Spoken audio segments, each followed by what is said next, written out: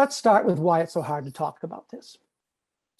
Well, if you are like me, you probably grew up believing the atom bomb ended World War II.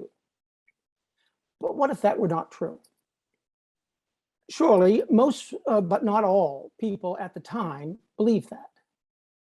Actually, a group of 50 Manhattan Project scientists wrote a letter to President Truman urging the bomb not be used against human beings. The letter never reached Truman. Top US military leaders, including Generals Eisenhower and MacArthur, all later said dropping the bomb was entirely unnecessary. Historians today know that Japan was militarily defeated long before the atom bomb was dropped, and that it was the Soviet Union's entry into the war on the morning of August 8th that precipitated Japan's final decision to surrender. President Truman perhaps believed that Hiroshima was solely a military base. He noted in his diary that the bomb would be used only on military targets.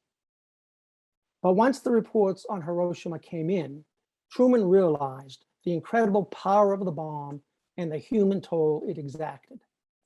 And after Nagasaki, Truman specifically halted the use of the bomb without his express approval, saying it shouldn't be used, quote, to kill a bunch of kids, unquote.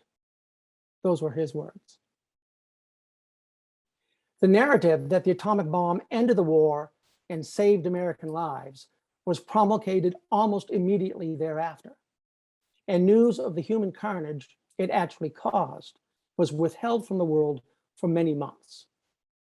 Nearly a year later, John Hersey managed to get into Japan to write an article for the New Yorker entitled Hiroshima. It turned into a book, and the American public were outraged and appalled.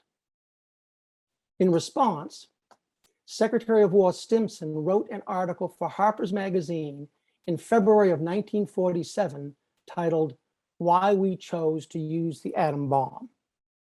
It was self-serving, distorted, and used false statistics, but it succeeded in establishing justification for the bomb within the American public. Meanwhile, during America's occupation of Japan, it was illegal for anyone even to write about the bomb. The film you saw parts of just a short time ago were withheld from the American public for 22 years. At the same time, the world had descended into the polarized period of the Cold War, where atomic weapons were promoted as necessary for deterrence.